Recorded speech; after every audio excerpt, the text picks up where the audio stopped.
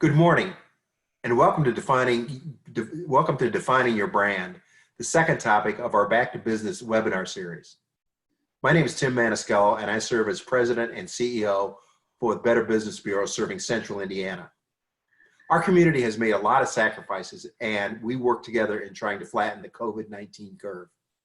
Even though your business may be opening its doors again, it will probably be a while before you feel fully up and running. Even during these uncertain and trying times, know your Better Business Bureau is here to support you and your business. We're committed to helping you navigate through this COVID-19 pandemic. One way to receive the latest information is through our social media channels. If you haven't already, I encourage you to connect with us on social media where we share educational information, tips, and more. Before we begin, I'd like to go over a few logistics regarding the audio and web-based portion of today's program. For the first portion of this program, you will only be able to hear our guest speaker. Questions can be submitted at any time to the presentation. Simply click the Q&A button at the bottom of your screen, which will open a window where you can type in your questions. Questions will be answered at the end of the presentation. While all questions may not be addressed today due to time constraints, we will follow up with everyone with answers to each submitted question. Now about our guest speaker. BBB accredited businesses have access to a 1-hour marketing consultation in person, over the phone, provided by a fellow accredited business, Collective Alternative. Collective Alternative is a full-service marketing and public relations firm located in Indianapolis who specialize in small businesses. Our guest speaker, Ms. Nicole Misencik. It's a mouthful. Thank you, Nicole. I appreciate that. It's almost as bad as Maniscalco. Thank you. Serves as the Director of Public Relations for Collective Alternative. Nicole's 13-year experience in the news and media business brings a unique perspective to CA. Now, you may remember her as she was a meteorologist with Channel 13 several years ago. In her role, she is able to craft strategic, out-of-the-box ideas that help Collective Alternatives set their clients apart from the rest and while providing results. Her love for local business, along with her video content and other creative skills, allow her to assist in defining each client's brand and set them up for success. So with that, please welcome Nicole Misencik. I hope I said that right. Yep. Thank you so much, Tim. Tim, I'm not even going to try to pronounce your last name. I know those were it's just so hard. Just Nicole is fine. So if anybody has a question, just shout Nicole. I'm good with that. So I'm filling in for Amanda Parker today. She is actually the president of Collective Alternative. And what we really wanted to discuss was your brand. How do you get back to business? When you want to get back to business, first thing you want to do is look at your marketing and your strategy. Those two things should be intersecting. You should not have a marketing plan without a strategy. Why is that? Think of a strategy like a roadmap. A roadmap is going to tell you exactly where you need to go. And then the marketing part of that is almost like the tactics of how you're going to get there. One of the first things you can do when you start to assess your brand, and I know during this time, we're all looking at how can we make our brand stand out? Am I even sending the right message? Is it appropriate for me to send a message? Answer to all of that?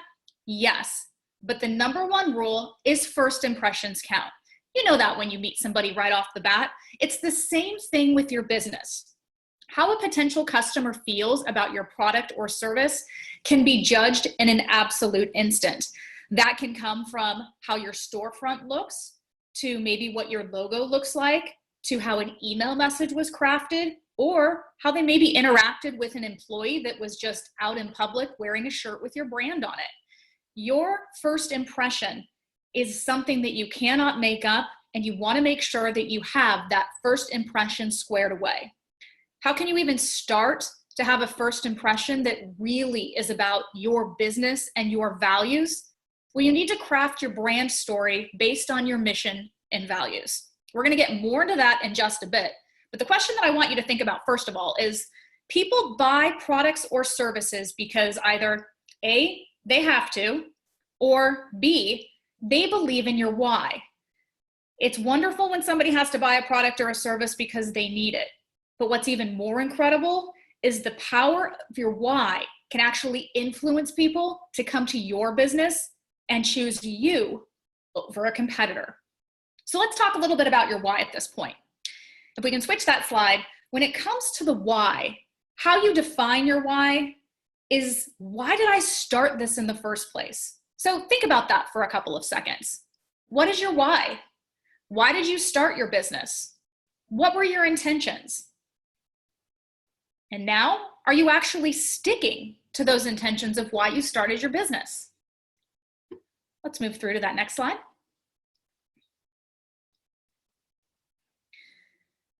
So you started your business for a specific reason.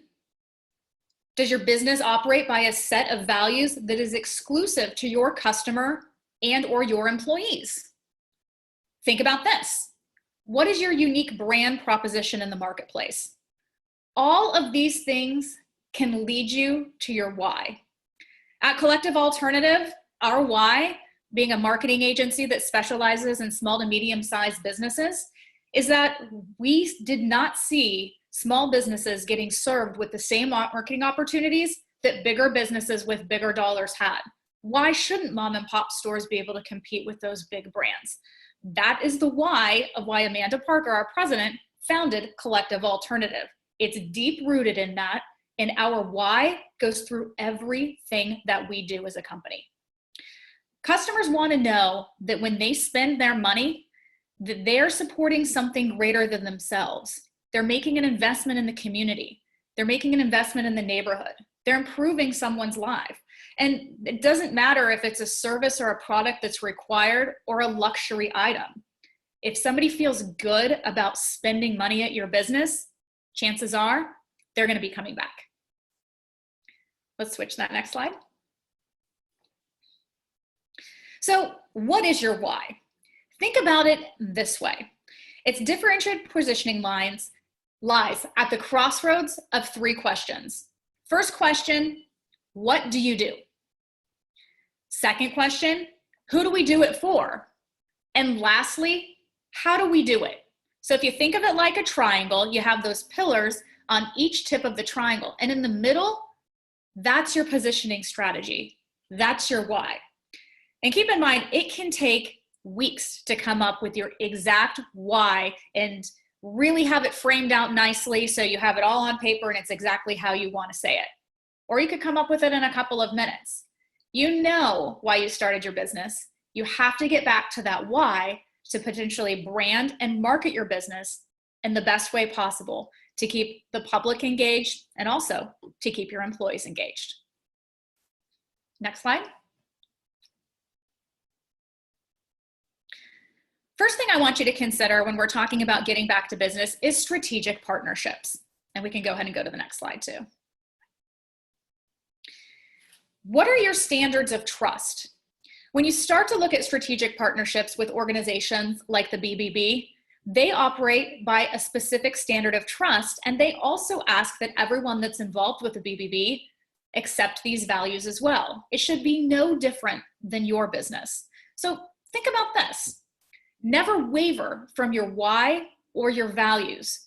When you start to do that, you start to deviate from the original reason, the original plan, the original fire of why you started that business, and you start to lose some of that spark. And that can be felt through employees and all the way down to the customer. So these are really key things just to think about as you're crafting your why and as you continue to operate your business on a day-to-day basis. First, you should build trust, both with your employees and with your customers. This also extends to strategic partnerships that you may have with other companies. Advertise honestly. Honesty is the best policy. We don't have to go much into that. But as you know, honesty means so much, even when you may not be in the right when it comes to customer service. Having an honest conversation can change somebody's perspective. Always tell the truth. You'll always come out better on the other side of that. Be transparent. Honor promises. Be responsive. Safeguard privacy. And embody integrity.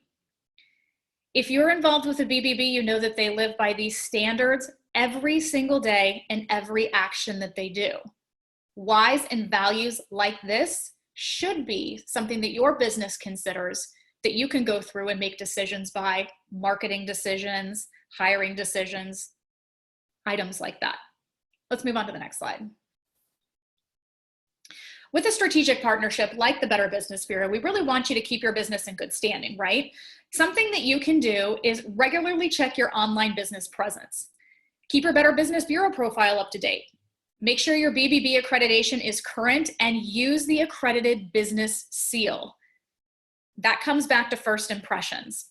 There's something to be said when you see a brand or that seal, just the BBB logo on a door when you walk into a business, that means something to somebody.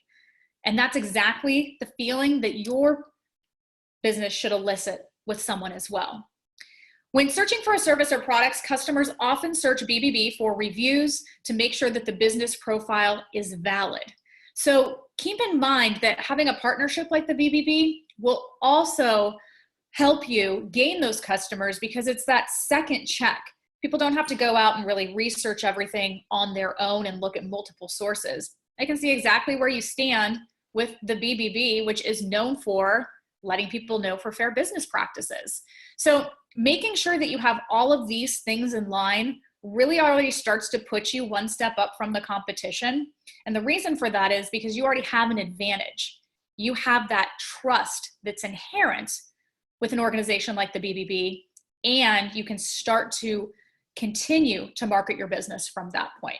But building your brand isn't always as easy as keeping up with business reviews, making sure that your logo is looking great, and having a first impression, right? We're all feeling a pinch right now. The economy is starting to open up. The economy is starting to recover, but we know that's going to take some time. So how do you make your business stand out among that? Let's go to the next slide and start to see exactly some practical things that we can start to put together. First of all, social awareness. Most everyone has an Instagram account, a Facebook account, maybe Twitter. The question is your business page in line with those values and your why?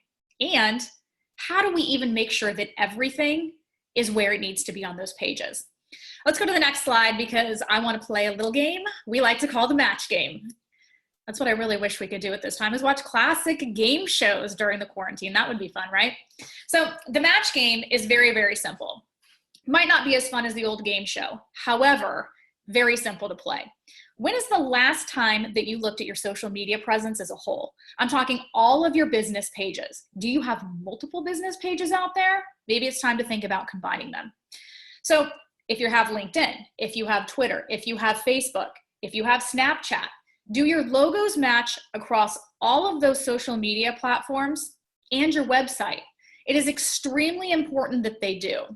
Most millennials, actually 92%, start to look online to actually see reviews on either Google, Facebook, or other platforms instead of really asking for a referral from someone. So that's really changing business. And if somebody goes to your website and the logo on your Facebook page doesn't match, that gives them a little indication maybe this isn't the same company. So the most important thing you can do is have every logo match. Also, is your brand's voice consistent? While you're not going to be talking to the same audience on every single social platform, you should have consistent messaging. Yes, Twitter is limited to characters. It can sometimes be a little bit more fun, but the main backbone of your business's message, brand, or service that you're providing should still be there. And then lastly, do the pictures and images you share fit your brand? There's a lot of really funny things that are being passed around the internet from time to time. You see them on social pages, but are they really appropriate to share for your brand? Will it make a customer feel differently about your business if you share that? It's not saying we can't have fun with images, we can't have fun with some of the things that are going around. However, keep in mind that when you share that, that image becomes a part of your brand and someone will associate that with your business. It's just important to think a few steps ahead before pushing that share button. Let's go to the next slide. Now, 63% of customers expect companies to offer customer service via social media. What does that mean? If a business posts on Facebook that they are offering a special or maybe asking questions about something, if I post a question, I expect that business to respond to me. So if you are not going to interact with a social media page, it's probably best just not to have one, especially considering that more than 60% of people expect a response. Now, those responses can make a huge difference in your bottom line because 71% of consumers who have had a good social media experience are likely to recommend it to others. This can be from national brands all the way to business at the local level. A couple examples of that are, one time I bought yogurt from Chobani, right? Huge brand. What does it matter that I spent $1 on a yogurt to them?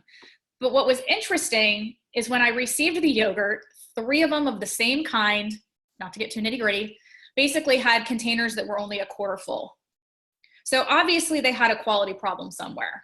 I tweeted them and said, hey, this is the batch number. Just wanted to let you know this happened. They sent me a note, asked me for my name and address, and I received, I think, 10 coupons for free yogurt. Well, guess what? Completely changed my thinking of the company and how they would respond to what I was doing. I'll even bring that to the local level. Ate at a local restaurant. They didn't have something that I was expecting. They had known I was there. And the next day, they happened to have my address from a previous order. I woke up and there was the package sitting on my doorstep with something in it. It was a nice surprise, and I gave that company love on social media. Now, those are all positive examples of social media. There's a lot of times when people just love to go on social media, sit behind that keyboard, type, and just spout off. We've seen it, right? So should you ignore those? Our advice is not to ignore anything that's posted on social media networks, whether it's a Google review, a Yelp review, or maybe negative feedback on Facebook. If you just leave it out there, you're leaving it hanging with no answer and no accountability from your company. Think about responding to those negative messages. Not only could you win over that customer, but others that see how you treat customers that maybe aren't so happy could be impressed by what you do and your brand. And I've seen a lot of people won over that way. It all depends how you communicate. Visual content is shared 40 times more likely to get shared on social media than any other type of content. So while it's fantastic to post on Facebook, we have a special, this is what we're offering right now. If you put words on a graphic, you have a better chance of being seen. Think of it when you scroll through social media. For the most part, do you stop on items that catch your eye? Probably. You're less likely to stop on text. There are many free resources out there like Pixabay to download free pictures, even Canva, which is an absolutely free program to download and make social media graphics. So you can have designed graphics that you make that are specific to your business that are also going to catch attention. And then think about this. 95% of online adults 18 to 34 are most likely to follow a brand via social networking. So if you are not in front of somebody on a brand, it's time to get on social if that applies to your business, because that is truly the way that a lot of things are seen. Let's go to the next slide. So how about discovering new potential markets? In times like these, when we're trying to figure out who are we going to be working with, can we expand our marketing, can we get in new customers, there are multiple factors that you need to think about. Let's go to the next slide. First thing you need to do is analyze the market. Can I expand into a new market? If so, rate yourself versus your competitors. What makes you stand out? Secondly, pretend you're a prospect. Is there too much clutter in the marketplace? Is there even room for me to expand in this market, or should I just really hone down on what I do and specialize in that even more? What about competitive positioning? Which of your values beats your competition? Maybe you offer the same exact product or service as your competition, but this is where your why can come into play. People want to buy into your story, and people want to buy into what you do. This is where you can have a competitive advantage. To change their perception, you have to change your marketing. And that all comes back to your why. Why you do what you do should really be in the marketing that you have. It should run through it. Maybe not spelled out, but it should elicit that feeling that people have. Let's go to that next slide. So once you start to determine if you should be in a new market, think about the life stage cycle of a client. First, you have that introductory period. Then you have that growth. Then you have maturity. And then you might have a decline. Now, it might surprise you that the number one customer that you should be marketing to isn't the new person that just walked by. It's the customer that's already been in your store. How do you stay in front of them? Through those social media posts, maybe through an email drip campaign, maybe through digital ads. You've already won over that customer. And if that customer is coming in and day out, you could turn them into a brand ambassador for your company because you do such a great job servicing them. They can help become a marketing tool for you. But what's important about the life cycle is you have that introduction, growth, maturity, decline, as we talked about. Sometimes when you get a new client, maybe you're in the service industry, you really want to impress that person. So you go above and beyond, just how you would do with any new customer. But are you doing that same service for someone that's been a client for 10 years? Or are you expecting that person to maybe just continue on with that service or continue to buy that product because they've been with you for 10 years? Keep things fresh and keep in mind that people and services change. You want to make sure that your clients understand everything you do and can really know that you're going to take care of them. Whether you're trying to impress them from day one or they're that 10-year customer that you've worked really hard to have that relationship with, and they will continue to be part of your business. Next slide. So through that life cycle, it's trying to figure out how to expand your company reach. Does that mean that we need to create a version of a product or service to meet the needs of companies that people can afford more or less of? Think about it this way. How many companies, before counties kind of started to open up, very quickly shifted? Restaurants that had never done takeout were all of a sudden doing takeout. Stores in downtown Indianapolis that hadn't done online shipping or shopping before were suddenly doing free shipping, curbside pickup, free delivery. When somebody can't walk into your store anymore, it changed the way business was done. And the businesses that continued to succeed pivoted. They moved their target to meet customers where they were. That's not always going to be possible when it comes to a service. So with a service, what you could do is just make sure that if someone has to be in your home, let those customers know you're following all of the precautions for the CDC recommended for COVID-19. It could be as simple as putting something on your website, sending them an email, or you know what? Just calling them and saying, you know, you haven't had a service scheduled, but we just want to let you know that we're taking all of the steps necessary. Are there other ways that our product or service could be used? Are there other applications of your business that you haven't been able to move into? Other veins that you want to explore? Maybe now is the time to do that. Are there additional features or benefits that would make our product or service more valuable? And can we partner with another company to deliver our product or service? Let's move on to the next slide.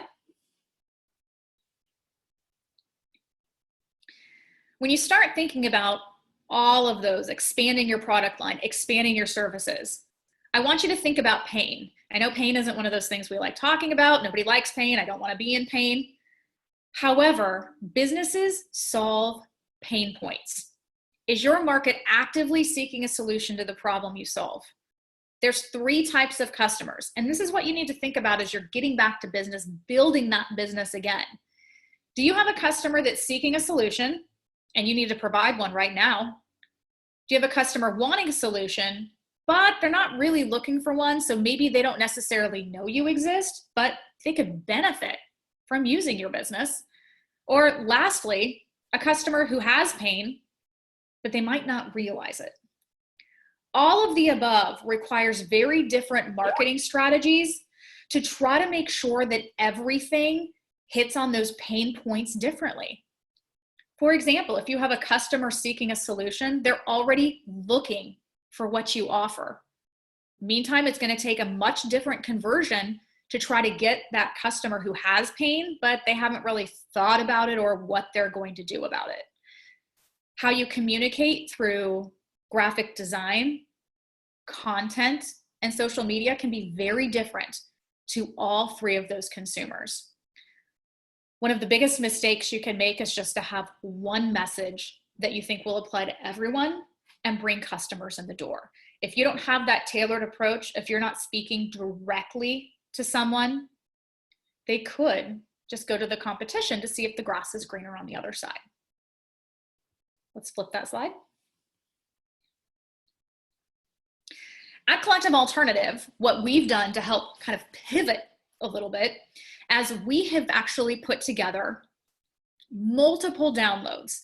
As soon as COVID-19 began, we thought, what can we do? We've always offered our free strategy session, but in times like these, we need something that we can get our hands on to actively sit down, work through, and really help businesses build those brands back up.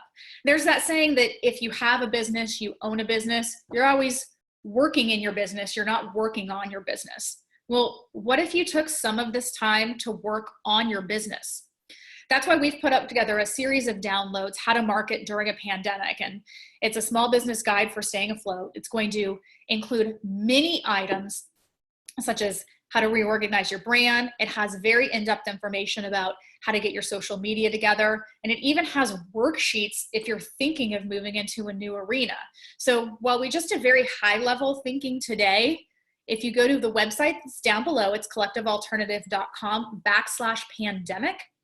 All you have to do is just select the downloads that you would like, and you have access to those absolutely free downloads that will allow you to work on your business versus working in your business all of the time. Next slide.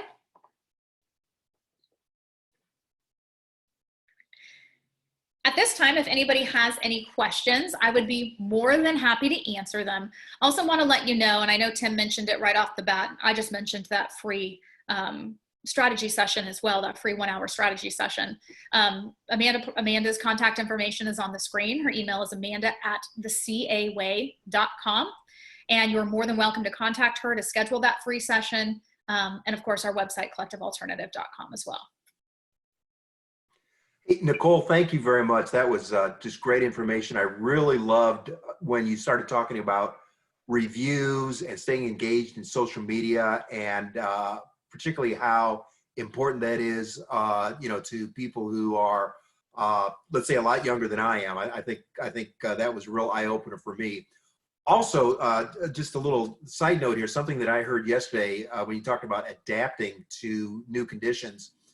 I understand that the city of Indianapolis is actually going to close down some streets in downtown Indianapolis and Broad Ripple Avenue, and they're going to allow restaurants to put seating out there. So I think that will be a new normal, at least for this summer. That'll be kind of interesting to see. And I also want to just emphasize again the free hour of consultation that CA does offer to accredited businesses. I know a number of accredited businesses that have taken advantage of that. They've learned a lot from just that 1-hour consultation, and several of them have actually joined Collective Alternative as clients. So if you haven't done that already, think about taking that benefit, because it's a great benefit. So now at this time, our Chief Operating Officer, Kathy Armour, will ask Nicole some of the questions that you have submitted. If you haven't already, please submit your question by typing them into the question box on your screen. So Kathy, I'll go ahead and turn it over to you. Well, great. Thank you. Thank you, Nicole. What a great pinch hitter you are. Thank you. So one of the questions that came in that I've already answered was, are there handouts for this? And I have seen some of those downloads that you did. So I think you would encourage people to go to that page and download that again. Yes, absolutely. That website, collectivealternative.com/pandemic, if we can maybe put that in a little chat bubble, you can absolutely go there, download anything you need, and of course, contact us if you have any questions. We're happy to answer any questions that you have. Thanks. Jennifer, would you mind going back to that screen and just leaving it up a little bit longer while we're talking about the questions for a minute here? So in case anybody needs to see that, they can see that again. Now, we did have some questions that were submitted in advance, so I want to just talk to you for a few minutes about those. So do I have to be on every social network was one of the questions. So I really like that question because I think the only social networks that you should be on are social media networks that you're actually going to engage with. The worst thing you can do is have a social media page and not post anything, because for those millennials that a lot of times go to social media to check out a business or their reviews, if you don't have any content up there and you're not updating it regularly, it looks like your business is closed. However, do you have to be on every single social network? The answer to that is no too. It might not make sense for your business. It might not make sense for the local skateboarding shop to be on LinkedIn, but it does make sense for them to be on Instagram and Facebook and Twitter and probably Snapchat too. So it just depends on what kind of customer your business really is going after. And if your customers are on social media platforms, you should probably be there too. It's a little bit fuzzier when it starts to go to services. If you're going towards that specific demographic that you're maybe trying to market to. For example, if you have a business that sells services of electronics, LinkedIn would be an excellent place for you to begin posting for your company. Not only on LinkedIn can you post articles, share information, but you can get in specific groups. And that can be a way of virtual networking that can really change your business too. So don't think of social networks as just being something that is between you and a customer. It can be a way to grow your business and your network too. That's great. It's all about relationships, isn't it? It absolutely is. You can do that pretty well through social media. We've got a live question here. I know social media video consumption continues to increase. Do you have any suggestions when it comes to using video on social media? I do. This is my number one video takeaway. Everyone at the office is sick of hearing me say it, but I'm going to do it. And I'm even going to demonstrate. The number one social media tip for any video tip that I have from you is, unless you are shooting video for Instagram, please hold your phone like a TV. That way you don't have the weird lines on the side. So please, any video you shoot it like you're holding a TV, watching a TV. In terms of producing video for social media, what I think is really fun for the companies that I follow and what I see get really good engagement are behind the scenes looks, right? Your business and what you do every day isn't a secret to you, and it becomes the norm. But for somebody who's never stepped back into the kitchen, who's never stepped back to where my clothes go when they're magically whisked away when they get dry cleaned, I don't know what happens. And to show me things that are behind the scenes really means a lot. And it also gets me a little more involved in your brand. I would recommend, there's apps that you can download. You can even just do it through your iPhone. You can edit some videos together. I would not recommend going live unless everyone is prepared to go live on Facebook Live or other networks. But video content is extremely engaging, and it can bring new customers to your business. And I even think of what I've seen during the pandemic of some restaurants have been hosting Facebook Lives of the dishes that they're making every night. But it's even gone as far as retail, who maybe wouldn't normally post every single item that they have on Instagram or Facebook or do a Facebook Live through their showroom. They're doing that because that's the only way people can see it. You can't walk off the street and see all the products they have. So being creative with social media through video is something that I highly recommend. Okay, one of the things that I'm not sure if you're aware of, Nicole, is that 77% of our accredited businesses are 10 or fewer employees. So they really are truly small businesses. Yep.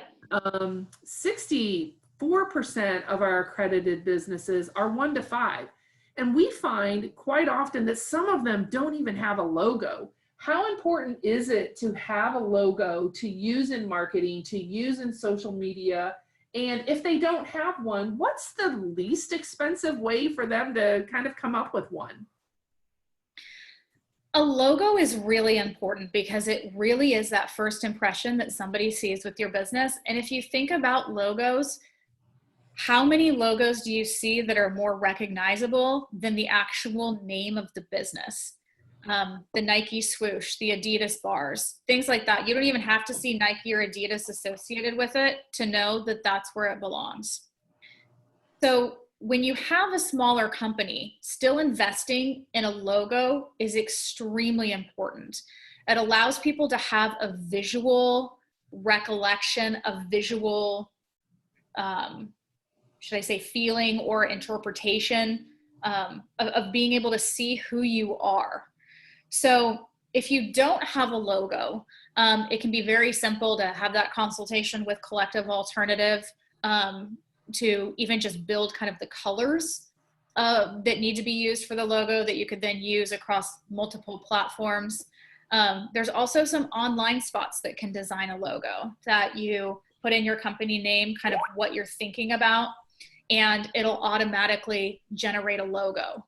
So it's really important to have that visual connection, because just having the name of a business doesn't necessarily mean everything for your business. Having the visual element actually means a lot.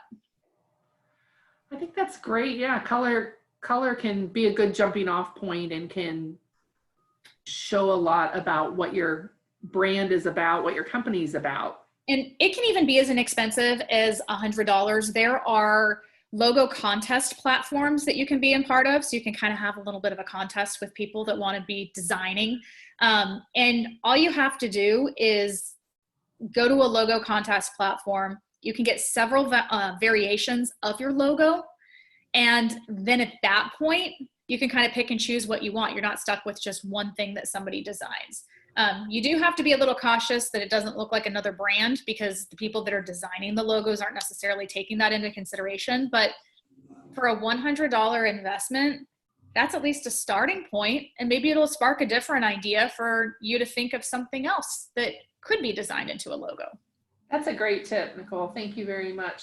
One of the questions was, how much time should we focus on building our brand, especially when we're already a small staff? So can you talk a little bit about time allocation, and are there any kind of standards, or how do you build that into your daily or weekly or monthly cadence?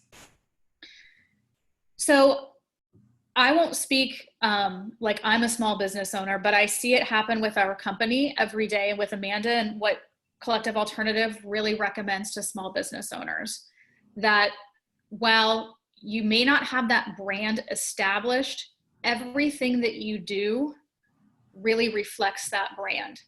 So it's how you interact with people, the emails that you write, if you have a website, how your website looks. But when it comes to how much time you can allocate to that, as a small business owner, I know you're working in your business, you're not working on your business.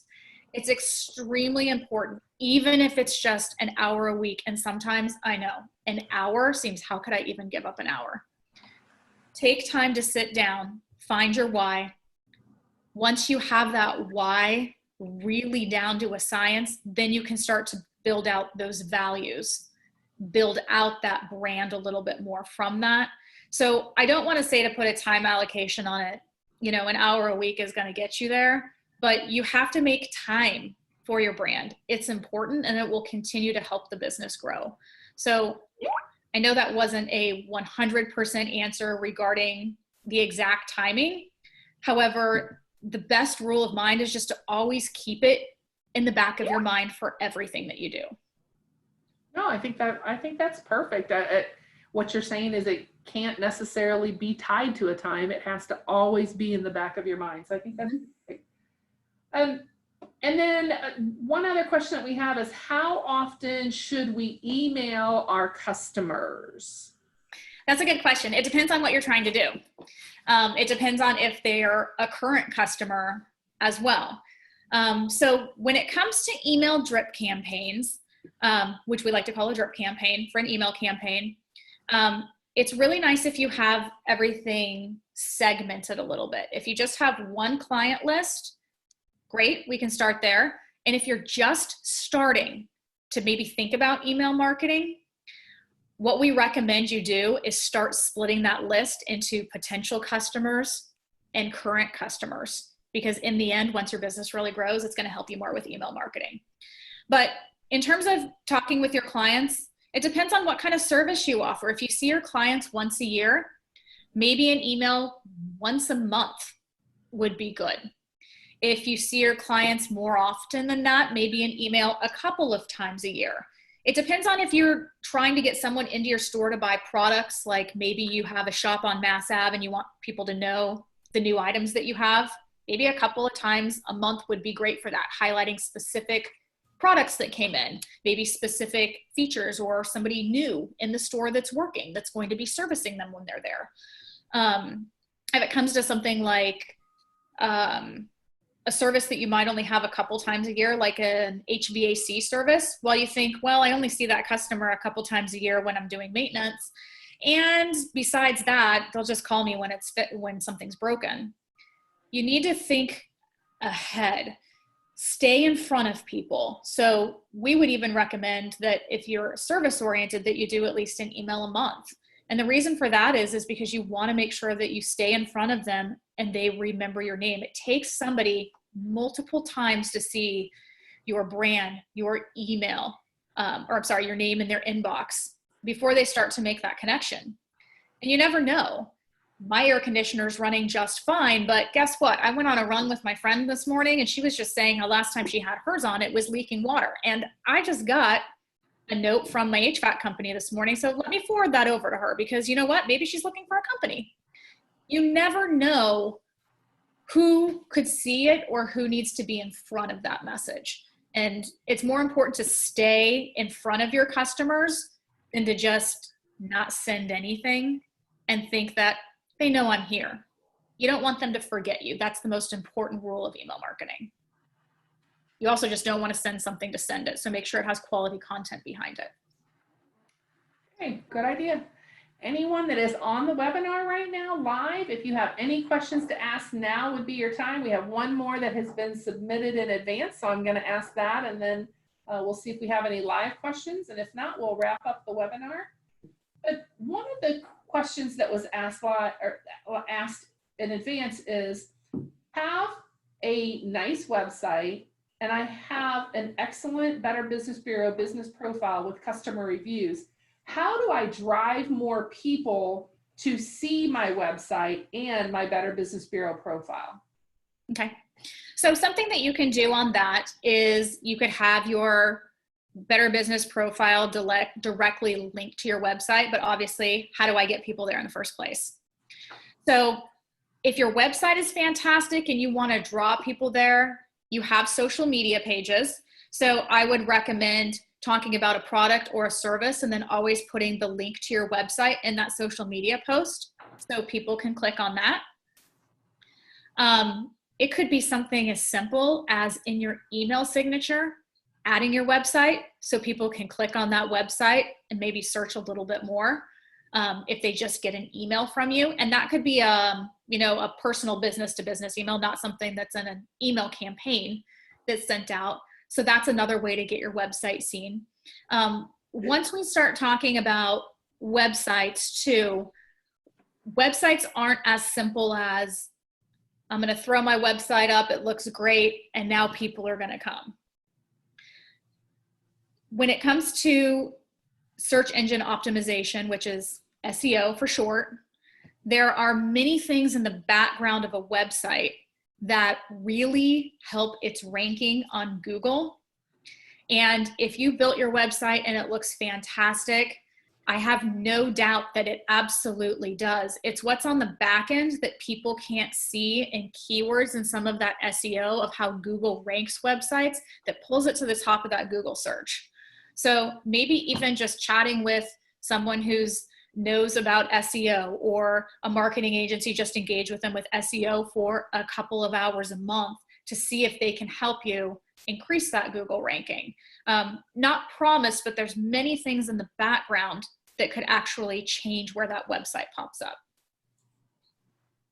And that's part of what you guys can also help with in your 1 hour marketing, is determining if they don't have good presence with their website, what improvements might be able to be made either at the front or at the back, correct?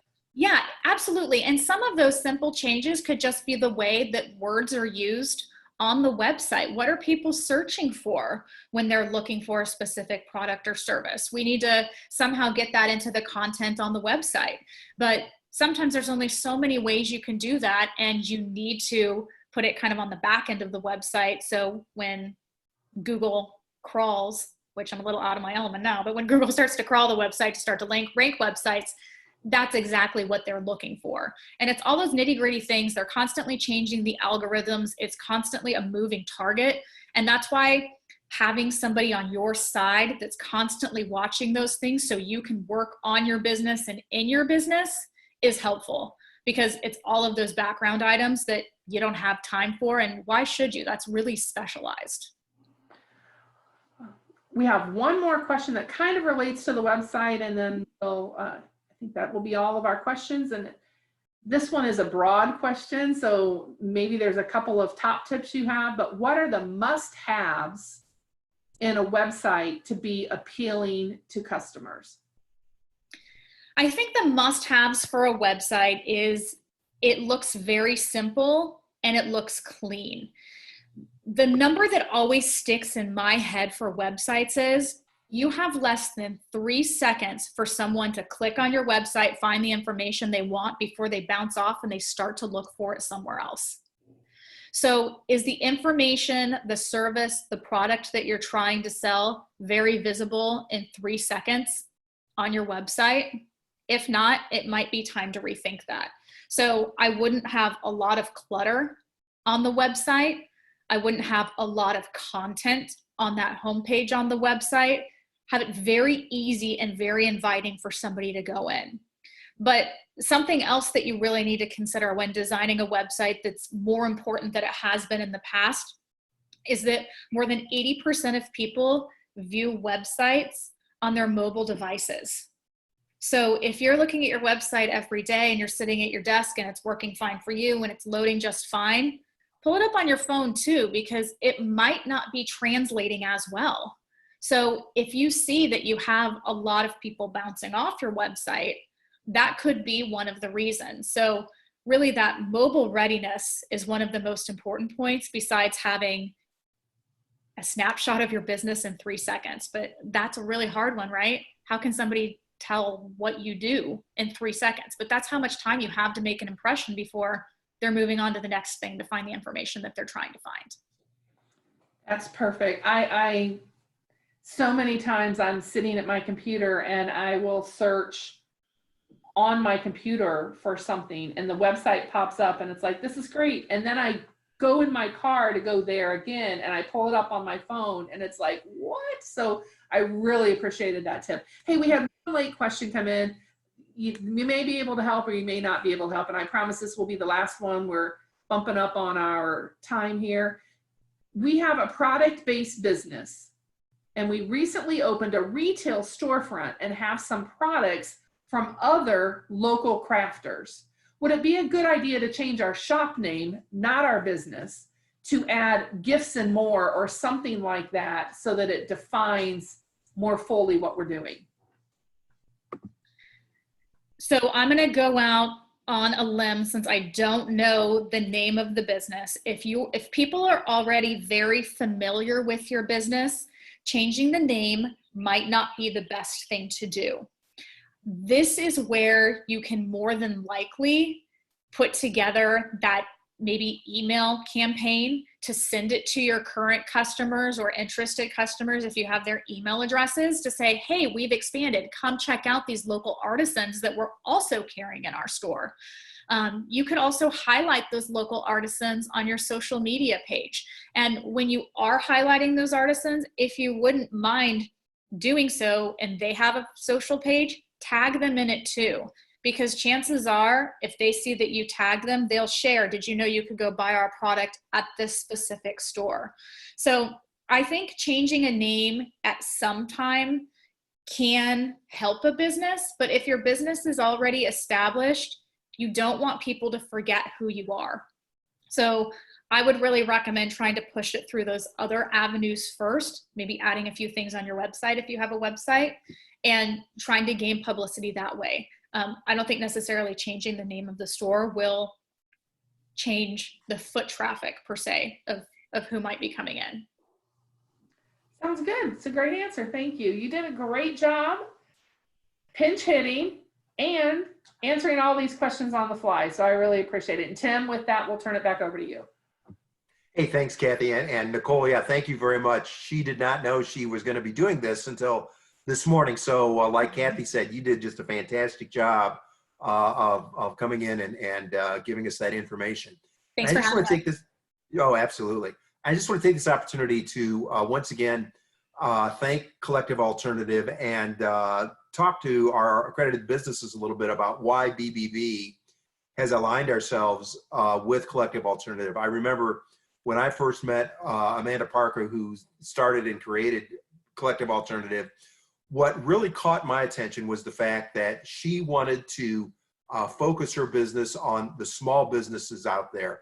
There are a lot of good agencies out there, a lot of people that could do a job for you, but she was the only one who was really focusing in on small businesses, and she wanted to make that her bread and butter. And as Kathy said, the vast majority of our accredited businesses are 10 or fewer employees, and that's who Nicole and Collective Alternative really wants to serve out there, and they've done a great job. So if you are a small business and you do need some marketing, some PR help, really give Collective Alternative a look, because that is their bread and butter. So I just want to remind people that the session was recorded and it will soon be available for viewing. If you didn't get to your question, we will follow that up with a response, but I do believe we covered all the questions today. I encourage you to reach out to us. If you should have additional questions, we would like to learn, or would like to learn more about the advantages of BBB accreditation, including your 1-hour consultation with Collective Alternative. On behalf of BBB, we hope we brought you some peace of mind during these trying times. We'll continue to empower you with the latest information and resources. Be sure to regularly check your inbox for our emails, follow us on social media, and access more information on bbb.org. Thank you for joining us, and enjoy the rest of your day.